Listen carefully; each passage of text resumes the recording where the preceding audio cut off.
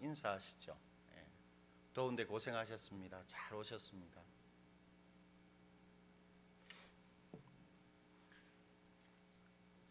여러분, 저는 아직 젊은 나이지만 인생이라는 것이 이제 살면 살수록 참 쉽지 않구나 이런 생각을 좀 하게 됩니다. 인생은 누구나 지켜야 될 것이 있습니다. 그가 아무리 어린 사람이라도 그 또래에 맞게 인생이라는 하루를 살아갈 때 지켜야 될 게 있죠. 뭐 건강도 지켜야 되고 또 자녀도 잘 양육해야 되고 또 가족의 행복도 우리는 지켜내야 됩니다. 그리고 우리의 자리, 우리가 지금 처해 있는 이 환경에서 특히 직장 생활을 하거나 여러 사업처에서 우리는 우리의 자리를 어떻게 했든지 잘 지켜내야 됩니다. 인생은 사실 지키는 것이죠.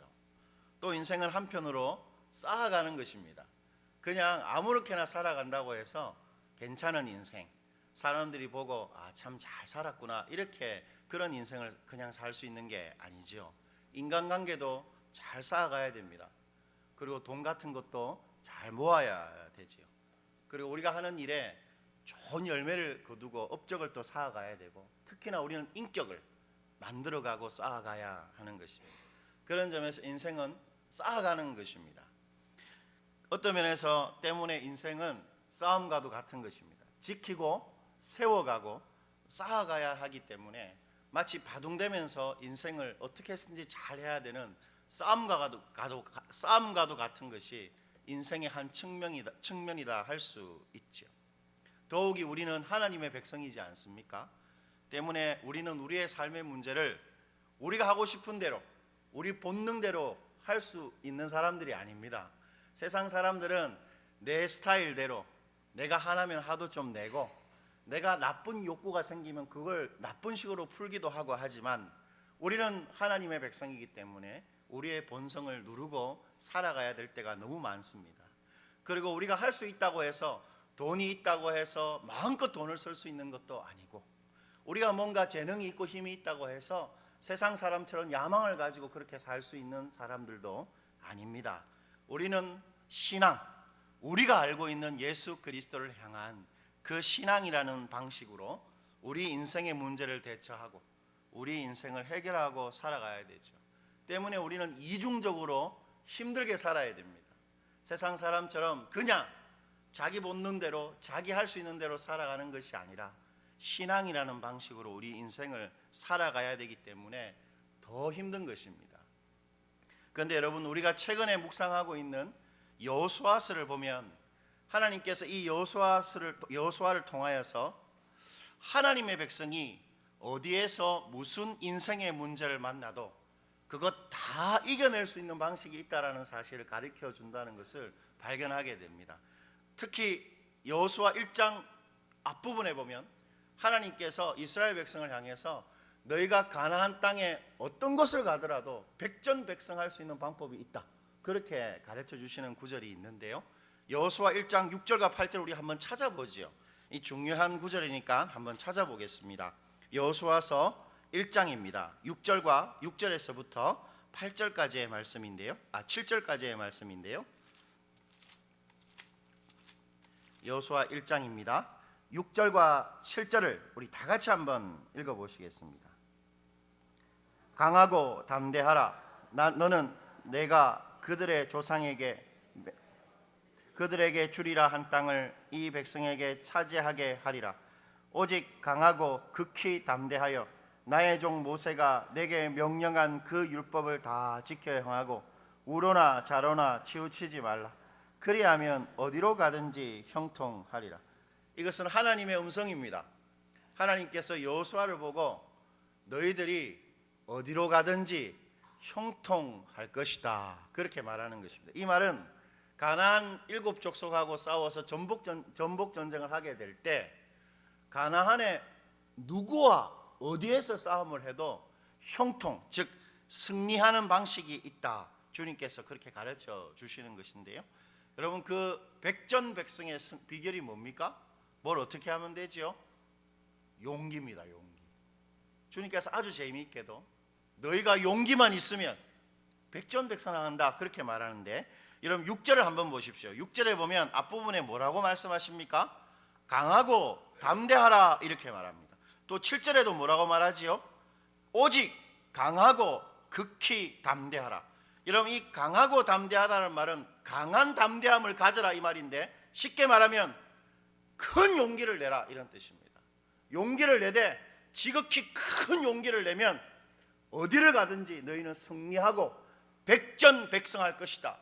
어디를 가든지 형통할 것이다. 주님께서 그렇게 말합니다. 여러분, 어떤 용기를 내라고 말씀하십니까? 그냥 이렇게 한번 잘해보자 이런 용기인가요? 어떤 용기입니까? 율법을 지킬 용기입니다. 여러분, 다시 7절 한번 보시겠습니까? 우리 그런 관점에서 우리 7절 한 번만 더 읽어보시겠습니다. 오직 강하고 극히 담대하여.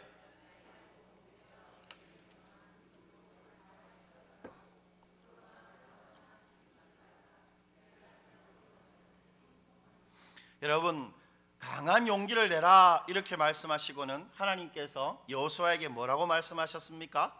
나의 종 모세가 너에게 명령한 뭐지요? 율법을 다 지켜 행하라 이렇게 말씀하셨습니다. 그렇다면 이 강한 용기는 뭘 위한 용기입니까? 율법을 지킬 용기입니다. 쉽게 말하면 하나님의 말씀대로 할 용기, 그거 하나면 된다. 우리 주님의 생각입니다. 하나님의 생각은 이스라엘 백성을 향해서 너희가 저 강력한 7 족속하고 싸울 때 딱 하나 있으면 이긴다 그렇게 말했는데, 그게 뭐죠? 내 말대로 할 용기만 있다면 너희가 어떤 족속, 아낙 자손이라 할지라도 백전백성 형통하게 된다. 주님 하나님께서 그렇게 말씀하시는 것이죠. 율법을 지킬 용기, 말씀대로 정말 살 수 있는 그런 믿음의 용기, 그것이 바로 인생이라는 싸움터에서 백전백승하는 비결입니다. 예수 믿는 사람으로 이 땅을 살아가면서 사업도 하고 가정도 꾸리고 인생을 이렇게 잘 지키고 내 노후도 이렇게 지켜내고 인생의 여러 가지 문제를 신앙이란 방식으로 싸워갈 때 필요한 게 있습니다. 하나 있으면 됩니다. 율법을 지킬 용기. 그거 있으면 어디로 가든지 형통할 것이다. 하나님께서 여호수아서를 통해서 우리에게 그것을 말씀해 주고 있는 것이죠. 그런데 여러분, 그러한 믿음의 용기는 그냥 눈 한번 지그시 감고 이를 악문다고 해서 생겨나는 것이 아닙니다. 믿음의 용기는 그냥 한번 해보자 이렇게 한다고 절대 생겨나는 것이 아닙니다. 여러분, 이스라엘 백성이 율법을 지킬 용기를 가지고 처음으로 가나안 땅에 들어갈 때 했던 일이 뭡니까? 요단강을 건너지요. 그때 요단강은 범람하고 있었습니다. 범람. 강이 범람하는 게 뭔지 아시죠? 강이 범람하고 있는데 어린아이, 우리 아빠, 아버지, 어머니 다 모시고 그 강을 지나가는 것이에요. 하나님 말씀하셨습니다. 강을 지나가라. 강이 갈라질 것이다 이렇게 말씀하셨어요. 그걸 믿는 용기입니다. 여러분, 믿을 수 있겠습니까? 강이 갈라진다, 지나가는 것, 그게 믿음의 용기입니다. 여리고 성을 어떻게 이겼습니까? 돌기만 하라. 돌기만 하면 무너질 것이다. 여러분, 그거 믿고 돌 수 있겠습니까? 그런 게 믿음의 용기입니다. 해변의 수다한 모래와 같은 그 북반연합군, 남방연합군을 이길 수 있다는 말 듣고 그에 비해서 10분의 1도 안 되는 그 군대를 거느리고 싸울 생각을 하고 싸워서 어떻게 합니까? 다 괴멸하고 이깁니다. 그것이 믿음의 용기입니다. 세상에서 내 실력으로 아무것도 할 수 없지만 하나님 할 수 있다, 그거 믿고 세상과 싸우는 용기, 그건 쉬운 게 아니지요. 아무나 믿음의 용기를 내고 살아갈 수 있는 것이 아닙니다. 그런데 여러분, 오늘 우리가 서로 교독한 이 마가복음 이야기 속에서 강한 용기를 내는 비결, 그걸 예수님께서 우리에게 오늘 말씀해 주십니다. 너희가 이렇게 하면 믿음의 용기를 가질 수 있다, 주님께서 가르쳐 주시는데요. 여러분, 오병이어 사건 직후에 예수님께서 갑자기 제자들을 즉시 재촉하십니다. 그것이 바로 45절인데 마가복음 오늘 본문 6장 45절도 한번 읽어보시겠습니다. 여러분, 마가복음 6장 45절입니다. 예수께서 즉시 제자들을 재촉하사 자기가 무리를 보내는 동안에 건너편 벳사다로 가게 하시고, 여러분, 여기서 즉시라는 말은 예수님 입장에서 뭔가 지금 중요하고 긴급한 일이 있다라는 것입니다. 그러니까 예수님이 즉시 지금 오병이어의 기적이 막 일어나고 있는 그 현장에서 제자들한테 즉시로 뭔가를 하는 걸로 봐서는 예수님 입장에서 지금 뭔가 중요한 일이 있는 거예요. 그러니까 빨리 뭔가 하라고 하는 거지요. 그리고 재촉했다라는 말은 강제로 시키다라는 말입니다. 그러니까 예수님은 지금 제자들에게 당신이 생각할 때 중요한 일을 어떻게 시킵니까? 강제로 뭔가를 시키고 계십니다. 평소 우리 주님하고 어울리지 않죠. 주님의 스타일은 어떻습니까, 여러분? 온화하고 급하지 않고 차분하고 인자하신데 오늘 약간 이상합니다. 뭔가 빨리, 얘들아 빨리 좀 저쪽 베사다로 가라, 이렇게 재촉하시고 있다. 성경이 그렇게 기록하고 있습니다. 왜 그러시는지는 우리 정확히 잘 모르지만, 그러나 예수님이 제자들을 48절과 같은 상황으로 몰아가시려고 했던 것은 틀림없습니다. 여러분 48절 한번 보시겠습니까? 바람이 거스름으로 제자들이 힘겹게 놓아졌는 것을 보시고 밤 사경쯤에 바다 위로 걸어서 그들에게 오사 지나가려고 하시매. 여러분 여기서 힘겹게 노를 젓는다 할 때 제자들이, 이 힘겹다는 말이 헬라어 문자적으로 하면 이런 뜻입니다. 고문하다. 여러분 요즘에는 고문하는 일이 거의 없죠. 그런데 저도 어려서 잘 모르지만 여러분들은 군사 정권 때 이렇게 고문 사건들이 많이 있었다는 걸 알고 있지 않습니까? 여러분 고문하는 이유가 뭡니까? 그 사람에게 고통을 가해서 원하는 것을 그 사람 속에서 끄집어내는 것이죠. 뭐 고백을 받든지 굴복을 시키든지 하는 것입니다. 예수님은 48절에 이 큰 강풍을 통해서 제자들에게서 무언가를 확인하고 싶었던 것입니다. 그래서 즉시 재촉하신 것이지요. 그게 뭡니까 여러분? 예수님께서 이 강풍 속에서 제자들에게 뭘 확인하고 싶었을까요? 52절입니다. 52절 우리 크게 한번 읽어보시겠습니다. 이는 그들이 그 떡 떼시던 일을 깨닫지 못하고 도리어 그 마음이 둔하여졌음이라라. 여러분 예수님은 제자들이 오병이어 사건을 통해서 중요한 무엇인가를 지금 깨닫고 있는가 아닌가를 확인하고 싶었던 것입니다. 그러니까 오병이어 사건이 아직도 마무리도 안 됐는데 제자들 보고 야 빨리 배를 타고 벳세다로 가라 이렇게 말한 이유가 뭡니까? 강풍을 만나게 하시고는 그 강풍 속에서 이 제자들이 오병이어 사건을 통해서 깨달아야 할 것을 정말 깨달았는가, 그거를 확인하고 싶었던 것입니다. 그래서 주님께서 제자들을 즉시 재촉했던 것이죠. 그렇다면 여러분 제자들이 오병이어 사건을 통해 깨달아야 했던 게 뭡니까? 오병이어 사건을 통해 제자들이 깨달아야 했던 것은 적어도 두 가지입니다. 첫 번째, 오병이어 사건은 예수님이 우리들의 영원한 목자이심을 증거한 사건이지요.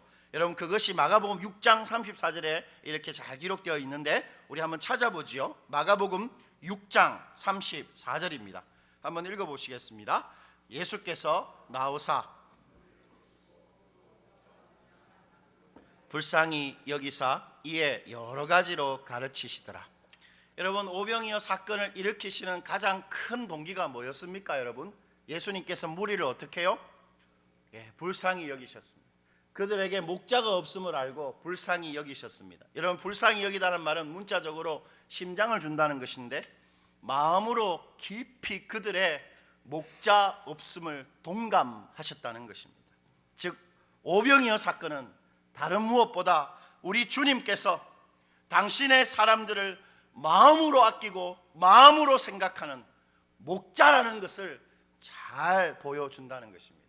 두 번째 또한 오병이어 이 사건은 예수님의 목자 되심을 증거할 뿐만 아니라 그분의 전능하심을 밝히 드러낸 사건인데요, 그것이 6장 42절과 43절에 잘 기록되어 있죠.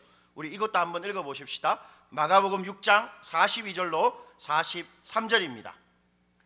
다 배불리 먹고 남은 떡 조각과 물고기를 12바구니에 차게 거두었으며, 여러분 예수님은 우리의 한계에 절대 제한받지 않고 우리 삶을 풍요롭게 하신다는 사실을 이 오병이어 사건을 통해서 분명하게 드러내셨습니다.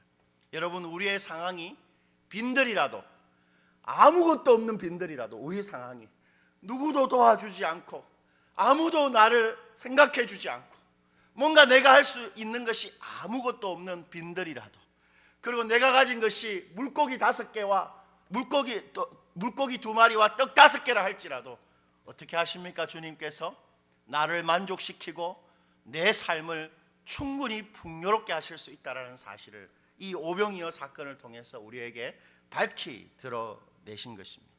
즉 예수님은 목자이실 뿐만 아니라 어떤 분이십니까? 전능하신 하나님이시라는 사실을 오병이어 사건이 잘 말해준다는 것입니다. 때문에 오병이어 사건은 예수님이 우리의 전능한 목자이심을 말해줍니다.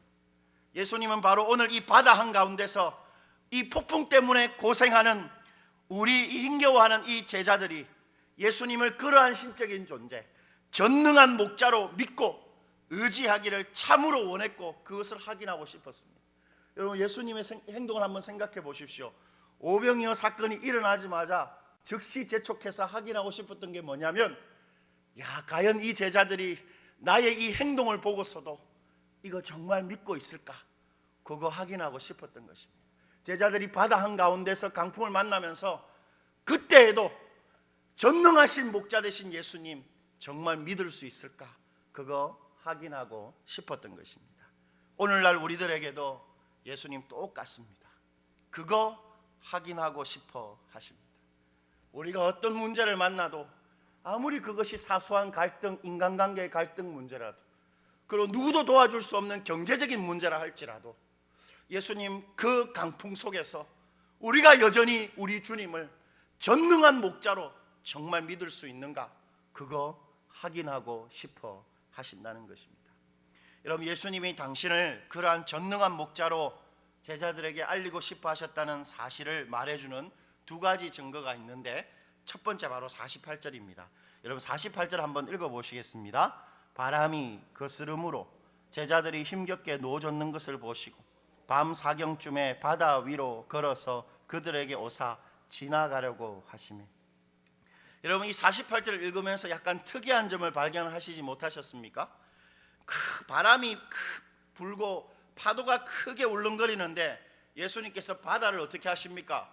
도도하게 걸어오셔서는 제자들의 배를 어떻게 하십니까? 지나가십니다. 지나가려고 하신다, 이렇게 기록되어 있습니다. 여러분, 왜 공경에 빠진 제자들의 배를 예수님이 그냥 도와주시지 않고 지나가려고 하셨을까요?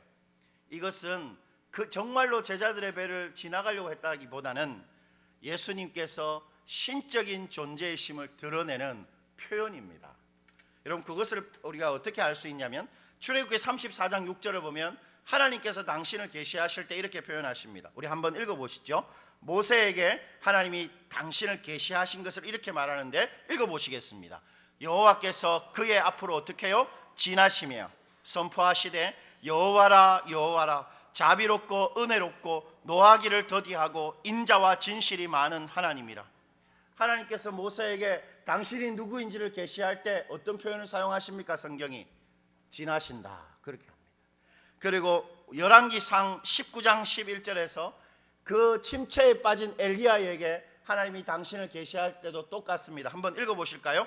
여호와께서 이르시되 너는 나가서 여호와 앞에서 산에 서라 하시더니 여호와께서 어떻게 해요? 지나가시는데 여호와 앞에 크고 강한 바람이 산을 가르고 바위를 부수나 바람 가운데 여호와께서 계시지 아니하며 바람 후에 지진이 있으나 지진 가운데도 여호와께서 계시지 아니하며 세미한 음성으로 엘리야에게 말씀하셨죠.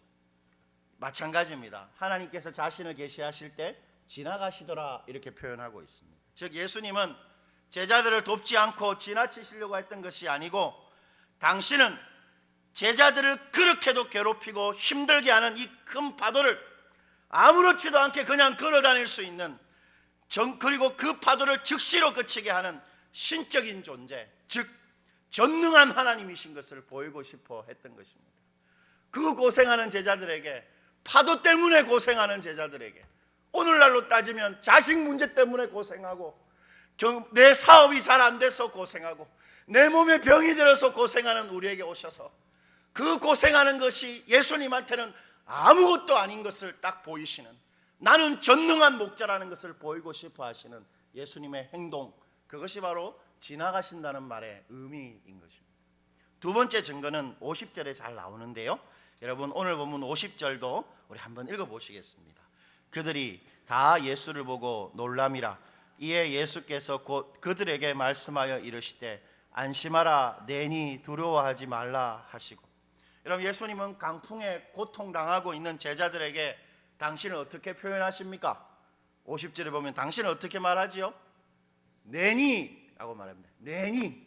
여러분, 이 내니라는 말은 헬라말로 에고 에미를 번역한 것인데, 이 헬라말 에고 에미는 하나님께서 출애굽 전에 그 이스라엘 백성에게 딱 찾아오셔서는 당신을 소개하실 때 사용하신 표현하고 동일한 표현입니다. 바로 스스로 있는 자라는 말입니다. 에고 에이미. 여러분, 출애굽기 3장 14절이 그것을 이렇게 말하는데, 이것도 한번 읽어보시겠습니다. 출애굽기 3장 14절입니다. 하나님이 모세에게 이르시되 나는 스스로 있는 자이니라. 또 이르시되 너는 이스라엘 자손에게 이같이 이르기를 스스로 있는 자가 나를 너희에게 보내셨다 하라. 스스로 있는 자가 바로 내니입니다. 모세한테, 이스라엘 백성한테 가서 내니 이렇게 말하라, 그렇게 말합니다. 여기서 내니는 무슨 말이냐면, 하나님께서 언약 백성을 절대로 잊지 않고 언약 백성의 고통 가운데 반드시 찾아와서 그 언약 백성을 나의 백성으로 삼으시고 지켜내시는 하나님이라는 의미입니다. 오늘 이 강풍 속에서도 주님께서 말합니다. 내니, 무슨 말입니까? 나는 너희들을 어려움 속에 그냥 절대 내버려 두지 않고 너희를 반드시 찾아오는 전능한 하나님이다, 이렇게 당신을 소개하시는 것입니다. 이처럼 예수님은 고난 중에 있고 문제 속에 있는 당신의 사람들이 예수님을 다른 무엇보다 전능한 목자로 인식하기를 간절히 원하십니다. 여러분, 마지막으로 그렇다면 왜 예수님은 우리가 당신을 그러한 전능한 목자로 인식하는 것을 즉시 재촉해서 확인하고 싶을 만큼 중요하게 여기실까요? 왜 우리가 예수님을 전능한 목자로 인식하는 게 우리 인생에 그렇게 중요합니까? 50절에 그 답이 잘 기록되어 있습니다. 우리 마지막으로 50절 읽고 마무리하겠습니다. 50절입니다. 그들이 다 예수를 보고 놀람이라. 이에 예수께서 곧 그들에게 말씀하여 이르시되 안심하라, 내니 두려워하지 말라 하시고. 여러분, 여기서 안심하라라는 단어를 왜 안심하라 이렇게 번역했는지 모르겠는데, 이 말은 헬라말 다르세오라는 말을 번역한 것인데, 헬라말 다르세오의 뜻은 용기를 내라, 이런 뜻입니다. 주님께서 그 강풍 속에 고생하는 제자들을 보고 너희들 용기를 내라, 이렇게 말씀하신 것입니다. 그리고 두려워하지 말라 할 때 이 두려움이라는 말은 경외라는 말입니다. 경외. 그런데 여러분, 50절은 약간 번역상 매끄럽지 못한 부분이 있습니다. 무슨 말이냐면, 헬라어 문법을 보면 2인칭 명령어 다음에 부정어는 부정이 아니라 오히려 강조하는 것입니다. 여러분, 부정이 두 번 나오면 그것을 강조하는 것이듯이, 여러분, 헬라 문법에서 2인칭 명령어 다음에 부정은 부정이 아니고 강조형입니다. 즉, 안심하라는 명령어 다음에 나오는 두려워하지 말라는 오히려 두려워하라, 이런 뜻입니다. 무슨 말이냐면, 문법대로 다시 한번 번역하자면 이렇게 할 수 있습니다. 제자들을 향해서 나를 경외함으로 용기를 내라. 너희들 나를 경외함으로 지금 이 상황 가운데 믿음의 용기를 가져라. 주님께서 그렇게 말씀하시는 것입니다. 예수님께서 제자들에게 이렇게 말씀하시는 거예요. 아무리 힘들고 아무리 무섭고 아무리 고통스러워도 용기를 내라. 왜요? 왜냐하면 너에게는 내가 있기 때문이다. 주님께서 그렇게 말씀하시는 것입니다. 즉, 지금의 상황과 현실적인 너의 큰 문제보다 예수님 더 주목하고 우리 예수님 더 중요하게 여기면 틀림없이 너에게 생기는 게 하나 있다. 그게 뭐라고요? 용기입니다. 믿음의 용기. 평소에는 절대로 할 수 없는 용기. 주님 주목하고 내 문제보다 우리 예수님 더 크게 생각할 때 우리 마음 가운데 생기는 신적인 용기, 그것이 바로 모든 것을 이겨내는 용기, 바로 주님께서 주시는 믿음의 용기인 것입니다. 그것이 바로 오늘 이 바다 한가운데서 예수님이 제자들에게서 그토록 빨리 확인하고 싶었던 것입니다. 오늘날 예수님이 우리에게도 확인하고 싶어하는 것입니다. 그런 용기 우리도 가질 수 있다라는 것이지요. 때문에 어떤 상황 앞에도, 어떤 어려움 속에서도 나에게는 예수님이 있다라는 사실 절대 망각하면 안 됩니다. 어떤 문제를 만나더라도 절대 우리를 포기하지 않고 그 강풍 속에서 유유히 도도히 걸어오셔서 그 강풍을 잠잠케 하시는 우리 주님이 내 목자고 나의 전능하신 분이라는 것을 믿을 때 우리는 무엇을 하고 어디에서도 이길 수 있는 그 용기 가질 수 있다. 오늘 성경이 우리에게 그렇게 약속하고 있습니다. 우리 모두 다 우리 문제보다, 우리 자식의 문제보다, 우리 자녀의 결혼 문제보다, 내 노후가 어떻게 될지보다 더 크신 예수님을 주목하고 경외함으로 용기를 가지고 무엇이든지 승리하는 그런 삶 사시기를 축원드립니다. 찬송가 300장입니다. 찬송가 300장. 내 맘이 낙심되며 근심에 눌릴 때 주께서 내게 오사 위로해 주시네.